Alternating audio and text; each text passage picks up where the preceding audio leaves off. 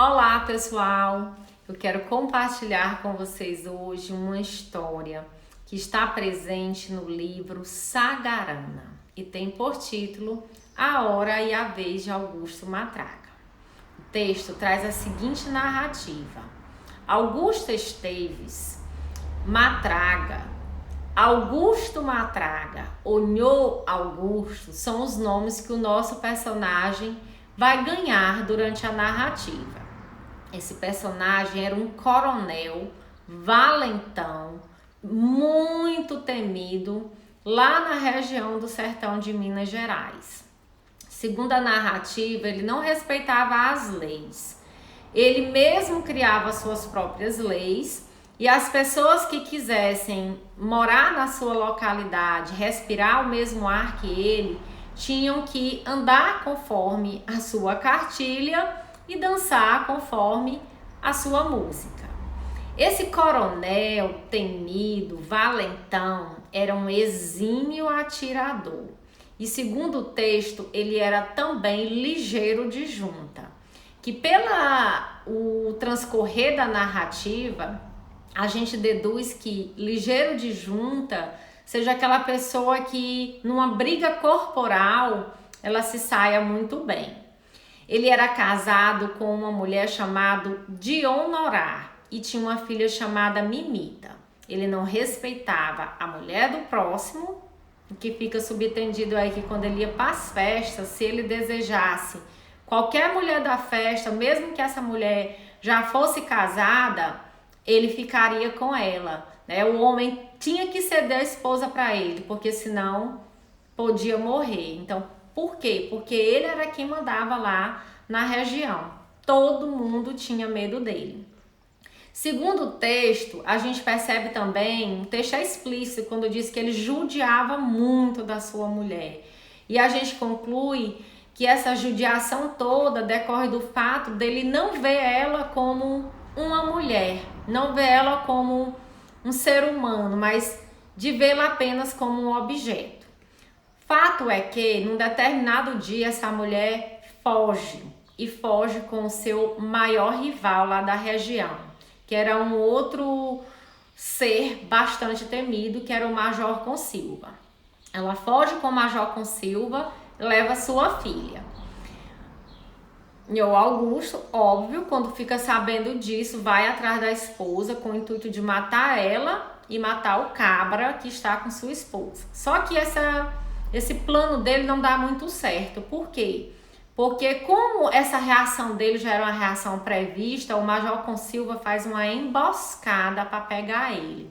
E nessa emboscada, os capangas do Major Consilva, que era o rival do Onhô Augusto, pegam ele e batem muito nele, né? Ou seja, o bando do Major Consilva vence o bando do Augusto Matraga, pegam o Augusto Matraga, dão uma surra bem grande nele, vários tiros nele. Segundo a narrativa, o corpo dele estava quase como se fosse uma peneira. Depois de terem batido muito nele, dado vários tiros nele, ainda jogam ele de um penhasco. Mas a narrativa do Guimarães Rosa, ela é composta do que nós chamamos de muito misticismo, né? O realismo mágico. Ele, depois de levar vários tiros, de ser jogado por um penhasco, exatamente na mesma hora que ele estava sendo jogado por um penhasco, passava ali naquele local um casal. E lá no texto diz um casal de pretos. E aí a gente já vê aqui essa questão de como eram vistas as pessoas, né, pretas naquela época. Também eram vistas de uma forma, como é que eu vou dizer assim, pejorativa, né? Durante toda a narrativa a gente vai vendo isso. Não é que o autor em si fosse uma pessoa racista, mas ele traz essa questão aí desse racismo presente na sociedade para que a gente reflita. E aí ele é acolhido por esse casal, que como diz o texto, um casal de pretos. Esse casal leva esse ferido para a sua humilde casa. Nessa humilde casa, esse casal vai cuidando desse ferido aí, que pela lógica, né, pela razão, ele não tinha a menor chance de sobreviver, mas que dentro da narrativa ele consegue sobreviver graças aos cuidados desse casal, né, com muita remédios ali caseiros, de planta, né, muita crendice popular, ele vai sendo tratado com muita reza, ele vai sendo tratado de forma que ele se recupera. E quando ele se recupera de uma maneira diferente. Ou seja, há aí uma transformação de uma pessoa que no passado era uma pessoa muito má, muito severa, muito violenta, para uma pessoa agora religiosa, que todo dia rezava antes de dormir, que era uma pessoa boa, tentava retribuir de todas as formas a esse casal, tudo que o casal tinha feito com ele. O casal já era idoso e ele se responsabilizava por fazer todos os afazeres domésticos de casa, buscar água, botar comida para os animais. Então ele tem aí uma mudança, né, de vida, né? Há uma mudança completa de comportamento na vida do Augusto Matraga. Tanto que no texto ele deixa de ser chamado de Augusto Matraga e ele passa a ser chamado de Nhô Augusto, tá? E ele sabe quem ele é, ele sabe que ele tem posses, ele lembra de toda a história do seu passado, mas ele prefere a partir daí trilhar esse caminho que é o caminho do bem.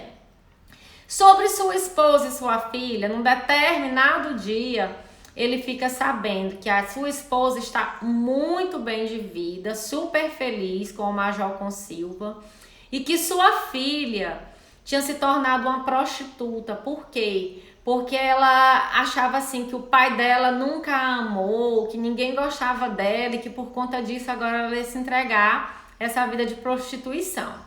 Então, em relação à esposa, ele estava tranquilo, né? Já que a esposa tinha encontrado uma pessoa que a amava, que a tratava bem, ele estava tranquilo, ele não tinha mais aquele desejo de vingança dentro do coração dele. Com relação à filha, ele estava muito triste.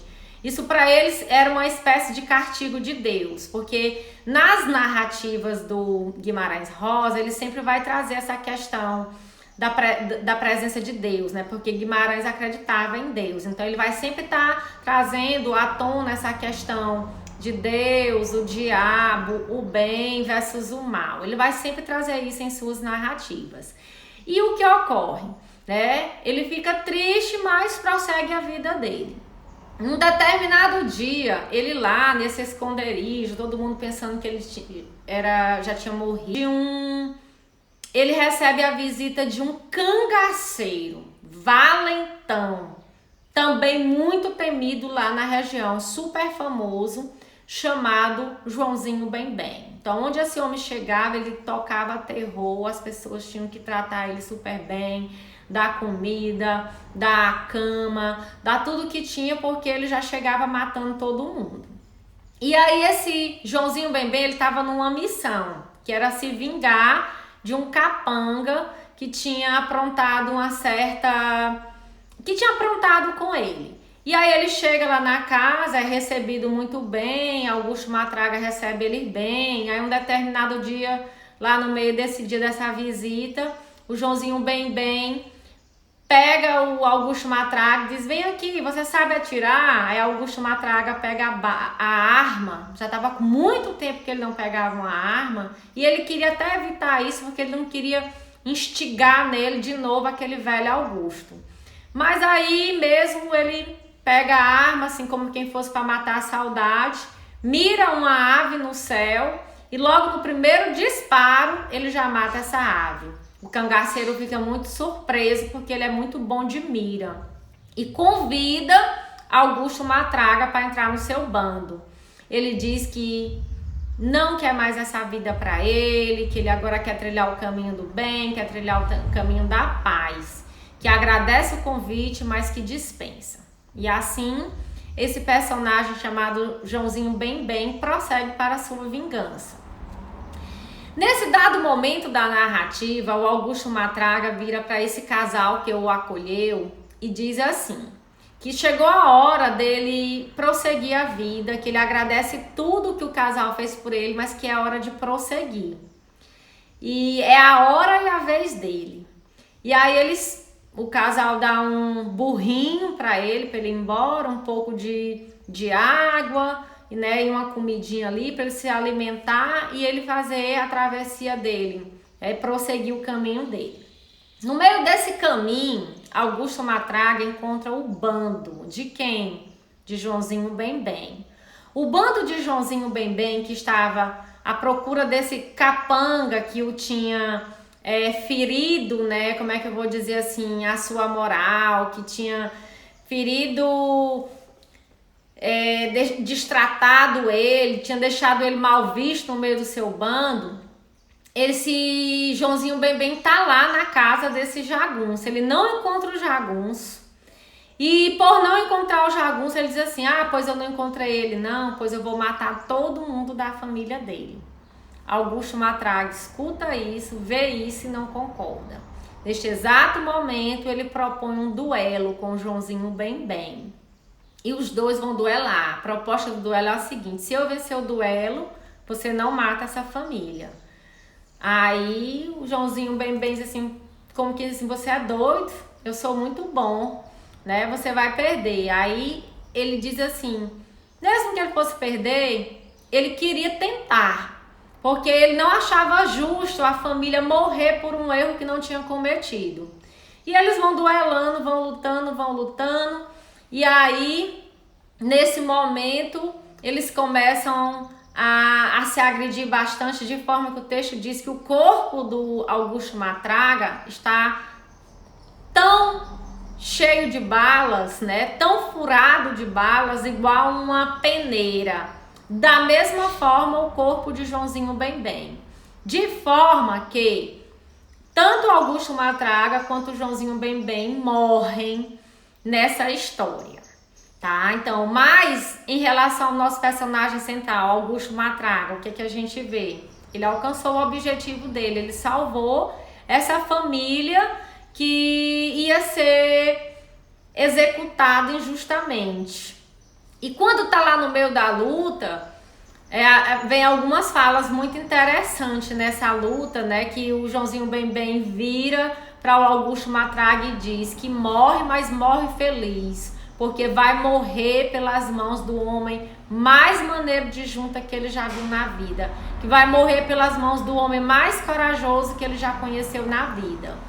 E Augusto Matraga, no decorrer da narrativa, diz que decide trilhar o caminho do bem porque ele quer ir para o céu, nem que seja porrete. Bem, gente, que lições a gente pode tirar de uma narrativa dessa? Lógico que esse texto, ele suscita muitas discussões, como por exemplo, acerca do coronelismo, que hoje no Brasil a gente tem outras espécies de coronelismo. Acerca do banditismo, nós ainda hoje temos esse banditismo aqui no Brasil. Nós ainda hoje temos essas pessoas que infringem regras, que criam suas próprias regras, e que para as pessoas viverem dentro dessa comunidade tem que seguir as regras que são ditadas por esses bandidos maiores, tá? Mas além disso tudo, a lição que eu queria trazer para nós nessa tarde é a lição de que na nossa vida a gente tem que aprender a ressignificar, né, alguns fatos, alguns acontecimentos.